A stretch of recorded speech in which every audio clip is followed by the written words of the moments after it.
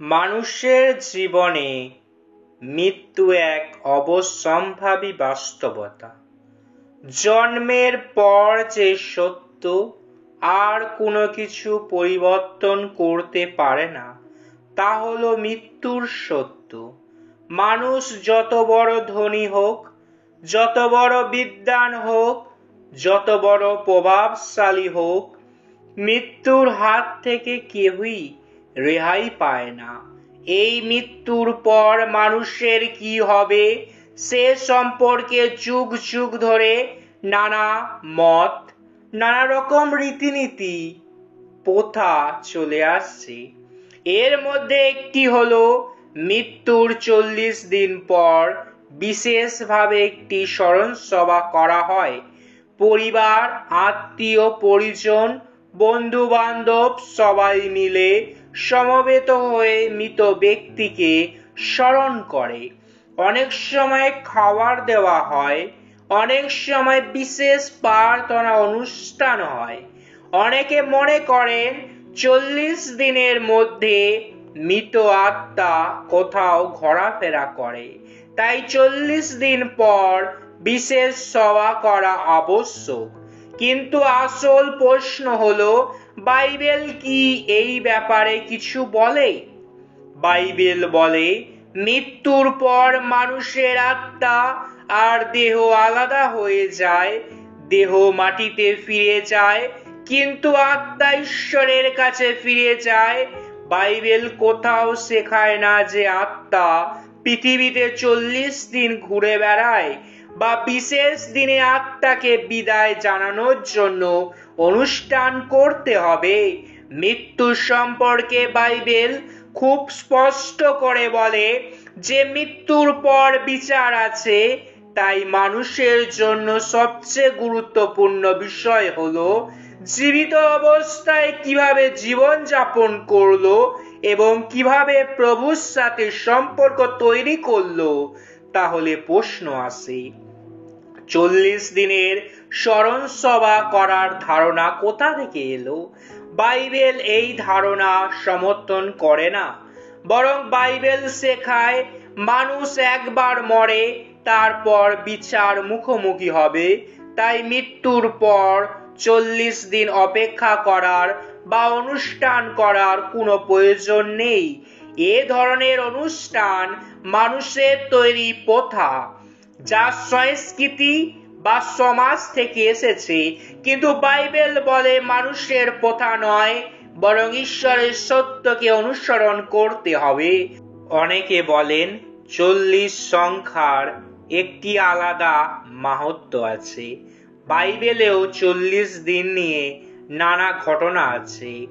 যেমন প্রভু যিশুর 40 দিন উপবাস করেছিলেন, মহাপ্লাবনের সময় 40 দিন বৃষ্টি হয়েছিল, মোশে 40 দিন পর্বতে ছিলেন ইত্যাদি। তাই অনেকে মনে করেন মৃত্যুর পরও 40 দিনের একটা বিশেষ তাৎপর্য আছে।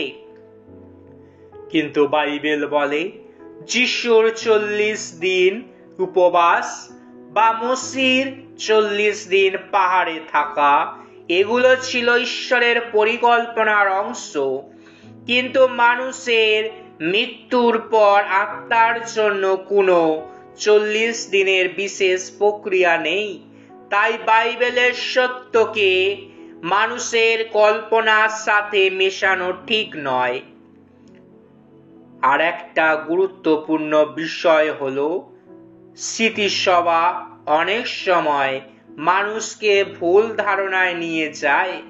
তারা মনে করে মৃতের আত্মার শান্তির জন্য কিছু করতে হবে। কিন্তু বাইবেল বলে মৃত্যুর পর আত্মার অবস্থান নির্ধারিত হয়। জীবিত অবস্থায় যে বিশ্বাস ছিল তার দ্বারা যদি সে প্রভুতে থাকে, তবে সে প্রভুর সান্নিধ্যে যাবে। যদি সে প্রভুর বাইরে থাকে, তবে সে নরকের মধ্যে পড়বে।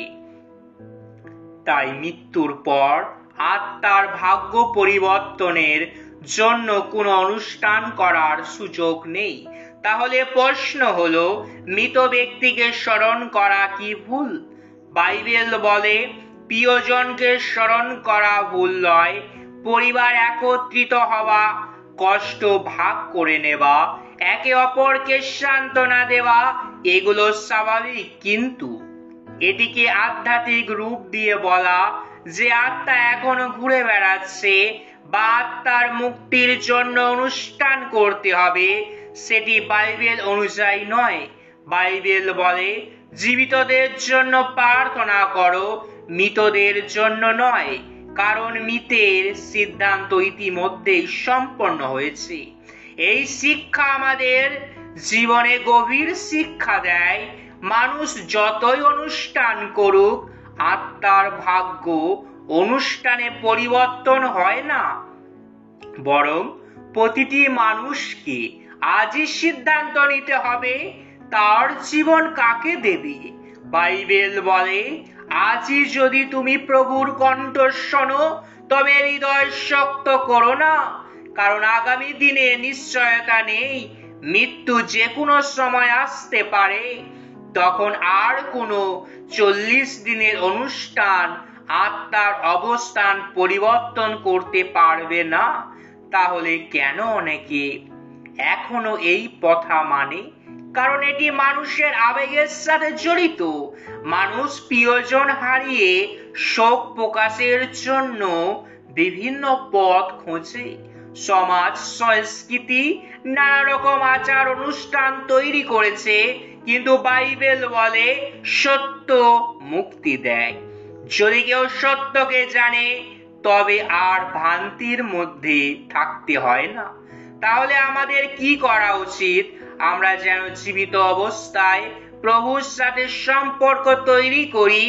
আমরা যেন মৃত্যুর আগে নিশ্চিত হই আমাদের আত্মা কোথায় যাবে, কারণ মৃত্যুর পর কোনো প্রথা অনুষ্ঠান কাউকে উদ্ধার করতে পারবে না।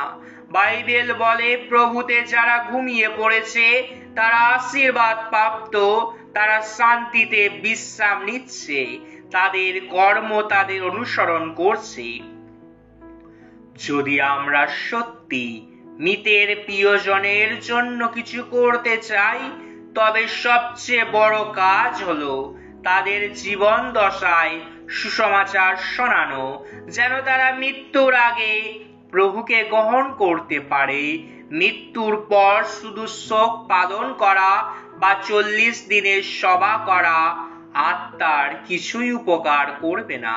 তাহলে শেষ সত্য হলো মৃত্যুর 40 দিন পর স্মৃতিসভা বাইবেল অনুযায়ী কোনো আবশ্যকতা নয়, এটি মানুষের তৈরি প্রথা।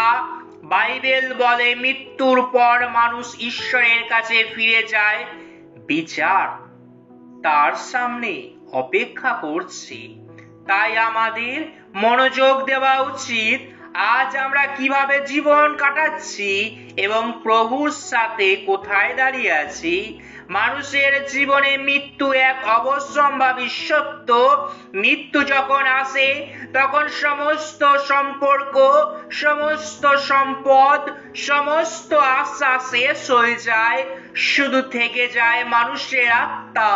বাইবেল বলে মৃত্যুর পর আত্মার পৃথিবীতে থাকে না, এটি ঈশ্বরের কাছে ফিরে যায়, যিনি আত্মাকে সৃষ্টি করেছিলেন। তাই মৃত্যু নিয়ে নানা প্রথা অনুষ্ঠান থাকলেও সত্য হলো মৃত্যু মানে পৃথিবীর সাথে চিরবিদায়। মানুষ প্রায় ভাবে মৃত্যুর পর আত্মা নাকি কিছুদিন পৃথিবীতে থাকে। কেউ বলে 40 দিন আত্মা ঘোরাফেরা করে, তাই 40 দিনের পর স্মৃতিসভা করা জরুরি। কিন্তু বাইবেল বলে মানুষের আত্মা মৃত্যুর সাথে সাথে ঈশ্বরের কাছে যায়, বিচার শুরু হয়। তাই পৃথিবীতে আর কোনো ঘোরাফেরা বা অপেক্ষা থাকে না।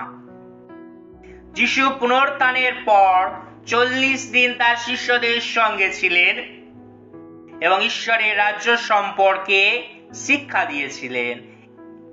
প্রেরিত 1 অধ্যায়। 40 দিনের মধ্যে ঈশ্বর নতুন কিছু শিক্ষা দেন, নতুন কিছু প্রকাশ করে। মৃত্যুর পর পরিবার যখন 40 দিন স্মরণ করে, তখন আসল শিক্ষা হলো যিশুর মধ্যে চিরন্তন জীবনের আশা স্মরণ করা। যিশু বলেছেন, আমি পুনরুত্থান ও জীবন। যে আমার উপরে বিশ্বাস করে সে মরিলে জীবিত থাকিবে। যোহন 11 অধ্যায়। পৌল বলেছেন, আমরা যদি যিশুর সঙ্গে মরি তবে আমরা তার সঙ্গে বাঁচব।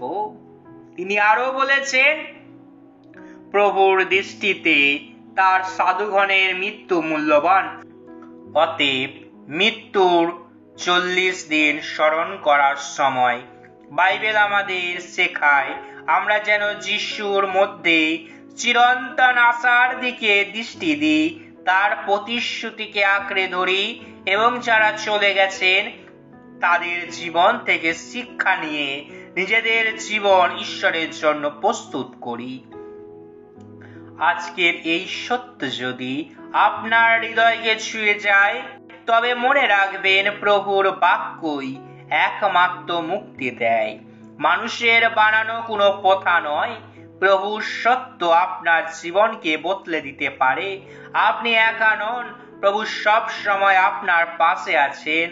তাই আসুন একসাথে প্রভুর সত্যকে পৃথিবীর মাঝে ছড়িয়ে দিই। শান্তির স্বর্গ মিনিস্ট্রি ইউটিউব চ্যানেলকে লাইক করুন, কমেন্ট করুন, শেয়ার করুন আর সাবস্ক্রাইব করুন, যেন আরো অনেক মানুষ প্রভুর সত্য জানতে পারে। আপনার একটি ছোট পদক্ষেপ কারো জীবনের বড় পরিবর্তনের কারণ হতে পারে।